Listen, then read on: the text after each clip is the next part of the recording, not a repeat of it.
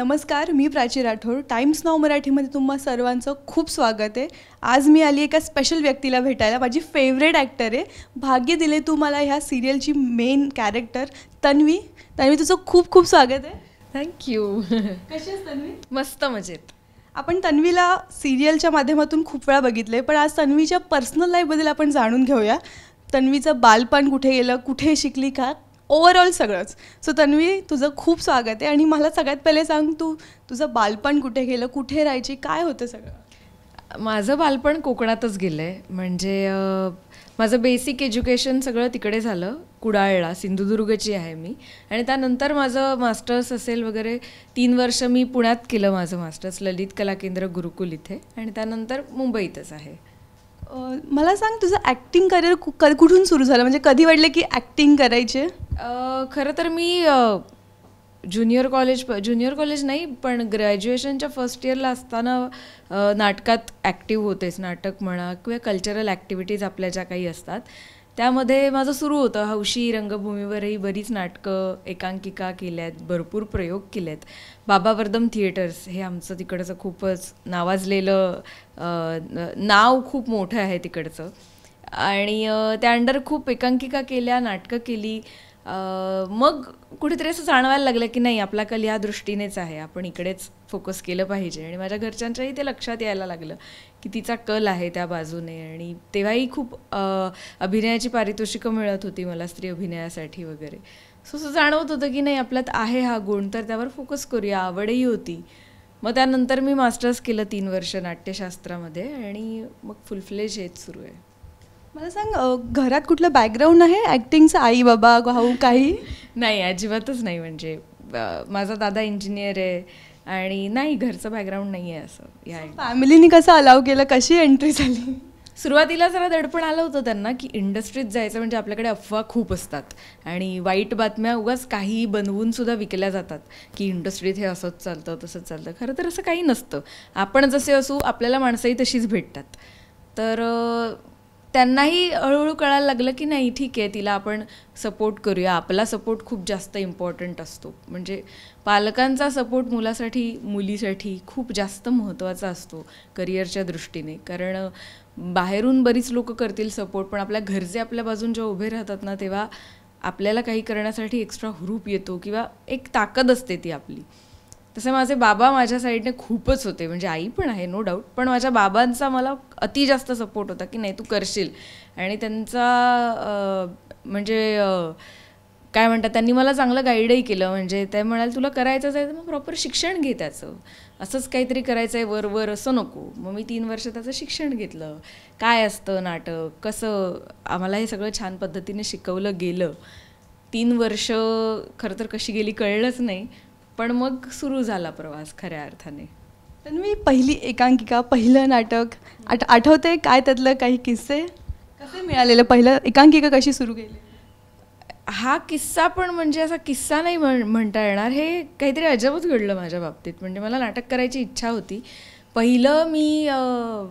पहिली एकांकिका जी केली ती योगेश सोमण यांनी लिहिलेली ॲक्ट नावाची, ज्यामध्येही माझी तशी मुख्य भूमिकाच होती.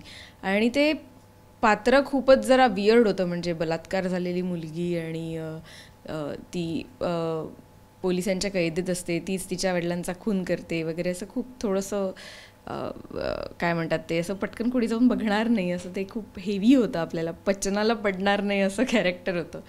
पण तरीही पहिलंच काम ते, आणि मलाही कळत नाही की ते कसं मला झेपलं आणि काय होतं आणि ते जमलं. पण खूप चांगल्या पद्धतीने त्या नाटकाचं म्हणतात ते प्रयोग झाले. खूप चांगलं नाव मिळालं मला त्या नाटकातून तिकडेही, किंवा ही यशस्वी अभिनेत्री आहे, ही चांगलं नाटकात खूप चांगला अभिनय करते वगैरे वगैरे. आणि त्या एकांकिकेसाठी जवळपास 15 वगैरे प्रयोग झाले आमचे. हौशीला 15 प्रयोग म्हणजे खूप आहे. आणि 15ही प्रयोगांना मला स्त्री अभिनयासाठी पारितोषिक होतं त्याच्यात, पहिलं दुसरं अशा पद्धतीने. सो ती सगळ्यात पहिली माझी एकांकिका आणि ते माझं सगळ्यात पहिलं नाटकाबद्दलचं असं काम. पहिलाच रोल आणि एवढा म्हणजे खूप म्हणजे तू बोलते त्याच्यावरनं समजते की पहिलं नाही करणं खूप कठीण आहे. सो ॲक्टिंगचा काही फॉर्म्युला आहे तुझ्याकडे? म्हणजे काय विचार करते ॲक्टिंग करताना? असं मला नाही नक्की सांगता येणार, पण खरं तर कसं असतं ना, आपण त्या सिच्युएशनमध्ये पडावं म्हणजे ती जी काही सिच्युएशन असते आपल्या सीनमध्ये लिहिलेली घटना, प्रसंग, आणि तो त्या पद्धतीने फील केला ना की सगळं जमतं. म्हणायचं काय आहे, उद्देश काय आहे, त्या सीनकडून काय येणं अपेक्षित आहे, हे जर माहिती असेल तर असं काही वेगळं रसायन नाही आहे की मला हे खाल्लं पाहिजे त्याच्या आधी, किंवा मी अशा पद्धतीने असं स्वतःला कॅरेक्टरमध्ये असं आणलं पाहिजे, असं काही नसतं. सगळं नॅचरल असतं. तुम्ही नॅचरल पद्धतीने जसं एखाद्या गोष्टीला रिॲक्ट होता, अर्थात त्याची इंटेन्सिटी आपल्याला कळावी लागते. त्यासाठी ॲक्टिंग एक्सरसाइजेससुद्धा करायचे असतात. की भीती म्हटली की एकाच प्रकारची नसते, त्याच्यात व्हेरिएशन्स असतात. रडणं, ह्या प्रत्येक गोष्टीची एक इंटेन्सिटी आहे ना प्रत्येक रसाची, ते आपल्याला माहिती असायला पाहिजे. आणि माहिती नाही का, पण मला थोडंसं उपजत होतं, त्यामुळे मला ते पटकन कॅच करता आलं. आणि म्हणून अजून तरी जमतंय, अजून भरपूर जमवायचंय. हे काय सांग, ॲक्टिंगमधलं तुझं कोण म्हणजे गुरु आहे? कोणाला बघून शिकतेस, कोणाला तुझं आयडल म्हणतेस? बऱ्याच. माझं बेसिकली असं आहे की मला एक असं कोणी नाही आहे माझं. म्हणजे मी म्हणेन की हाच सगळ्यात भारी, मला ह्याचं सगळंच आवडतं, असं नाही होत. प्रत्येकजणच कशात ना कशात तरी आवडतो. कुठली ना कुठली तरी एखादी गोष्ट अशी हेरून ठेवतो आपण की वाव, ह्या ॲक्टरने यात जे काम केलं आहे ना ते अमेझिंग आहे. किंवा कुठल्या ॲक्टरचंच कशाला बघितलं पाहिजे, आपल्या अवतीभोवती इतकी माणसं असतात, आपण इतक्या ठिकाणी लोकांना ऑब्झर्व करत असतो. ते ऑब्झर्व करत राहिल्यानंतर आपल्याला कळतं की याची ही हरकत, अच्छा याचं ते बोलणं, हे कुठेतरी वापरता येईल. सो हे बघून बघून बघून बघून बऱ्याच गोष्टी अशा डोक्यात साठतात आणि मग आय होप त्या कधीतरी कुठेतरी अजून वेगवेगळ्या ठिकाणी वापरता येतील. मला सांग, तुझा फेवरेट ॲक्टर ॲक्ट्रेस कोण आहे मराठी इंडस्ट्रीत आणि प्लस हिंदी पण? हे सांगणं फार कठीण आहे. एकच नाही सांगता येणार खरंच. मला बरीच जण बऱ्याच ह्याच्या कामांसाठी आवडतात. बट एक फेवरेट असतं ना. बापरे, कसं सांगू मी, हे खूपच कठीण आहे. आता रिसेंट कोण फेवरेट आहे? रिसेंटच सांगणं फार कठीण आहे. जुनं काहीतरी सांगायचं झालं तर स्मिता पाटील नक्कीच. आणि हिंदीत सांगायचं झालं तर आत्ता हिंदीतलं सांगते रिसेंट, पंकज त्रिपाठी, ते तर सगळ्यांचेच असतील. आणि आहेत, बरेच आहेत, एक नाही सांगता येणार मला. आणि इंडस्ट्रीतला क्रश कोण आहे तुझा? अजून तरी नाही आहे, कोणीच नाही आहे असं. बॉलिवूडचा पण नाही, काय माहिती, बहुतेक मी त्याच फील्डमध्ये आणि मला माहिती आहे ना स्वतःला कसं प्रेझेंट करतात किंवा आपण कसं असलं पाहिजे, हे सगळं जवळून बघितल्यामुळे आता असं तर क्रश वाटत नाही. आधी वाटायचं की वाव, हा हिरो किती छान आहे, ही हिरोईन किती सुंदर आहे. आता असं वाटायला लागलं की आपल्या कामाचा भाग आहे, सगळ्यांनाच तसं प्रेझेंट व्हायचं आहे. आणि सो आता नाही क्रश असं कोणी राहिलंय. शाळेत कुठला क्रश होता, कोणी फेवरेट? शाळेत काय असतात, कोणीतरी कुठला तरी सिनियर आपल्याला छान वाटतो. सो तसे क्रशेस येऊन गेलेत. असं म्हणजे क्रश म्हणजे फक्त बघून आवडणारी व्यक्ती असं. मला सांग, पहिली मालिका कशी मिळालेली? किती आनंद झालेला पहिल्या मालिके, पहिला दिवस सेटवर, कसा होता एक्सपिरियन्स? खूपच जुना प्रश्न विचारलास तू. पण अर्थात पहिली मालिका ही ह्याच पद्धतीने, मी छान ऑडिशन दिल्यानंतर मला खरं तर वाटलं नव्हतं की माझं सिलेक्शन होईल. पण मग मी शॉर्टलिस्ट झाले, मग पुढची प्रोसेस, मग अजून ऑडिशन, मग लुक टेस्ट, असं करत पहिली मालिका मिळाली. पण तो दिवस खरंच खूप काय म्हणतात, तो लक्षात राहण्यासारखा होता. कारण कसं असतं, आपण जेव्हा कोणीच नसतो, जेव्हा आपल्याला कोणीच ओळखत नसतं, आपण एक नॉर्मल आपलं लाईफ जगत असतो आणि अचानक आपल्याला कळतं की येस, आजपासून तुझं जे काही इतके दिवसांचं स्वप्न होतं ते उद्या खरं होतं आहे, उद्या तुझा प्रोमो आउट होतो आहे, उद्या सगळ्या महाराष्ट्राला कळणार आहे की अशी एक अभिनेत्री आहे जी ह्या चॅनलवर आता हे काम करते आहे, यातली जी मेन हिरोईन आहे ती ही आहे. सो अचानक सगळ्यांच्या नजरा आपल्याकडे वळतात आणि ते एक वेगळं प्रेशर असतं, एक वेगळी जबाबदारी असते की पुढे चांगलं काम करायचं आहे. सो ते एकाच दिवशी अचानक अनुभवलं होतं आणि ते मला शब्दात नाही सांगता येणार, पण खूप कमाल फिलिंग होती ती.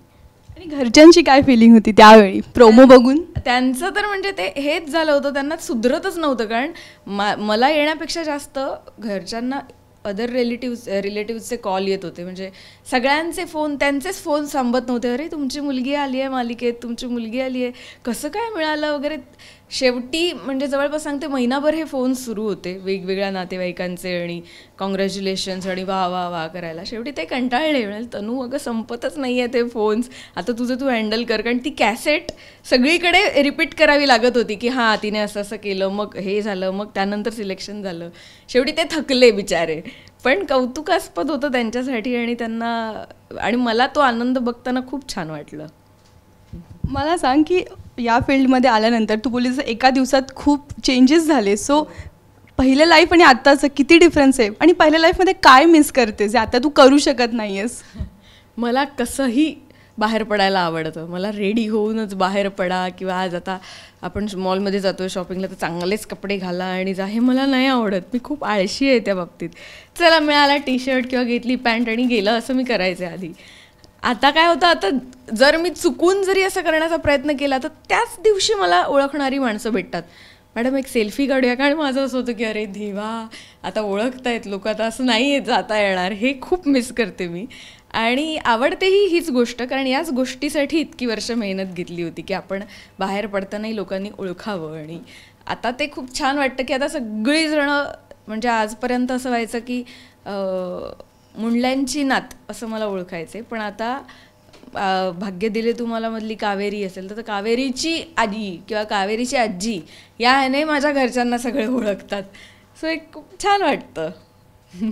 मला सांग, कावेरी आणि तुझं पर्सनल लाईफ किती सेम आहे? कशी आहे कावेरी आणि कशी आहे तन्वी? काही सिमिलरिटी आहे? सिमिलॅरिटी ही आहे नक्कीच, की पात्रही कोकणातलं आहे आणि मीही कोकणातली आहे, आणि काही विचार जे आहेत ते आमचे खरंच जुळतात. म्हणजे मी पटकन एखाद्याचं मन नाही दुखवू शकत, जशी डेली सोपची हिरोईन असते, सगळ्यांचं सगळं समजून घेणारी, सगळ्यांना सावरणारी, तशीच मी आहे खऱ्या मनाने सुद्धा. म्हणजे चुकतं माझंही, अजिबातच नाही असं नाही, पण मला काही गोष्टींना पटकन असं रिॲक्ट होऊन नाही बोलता येत. सो हा एक थोडासा स्वभाव आमचा दोघींचाही सेम आहे.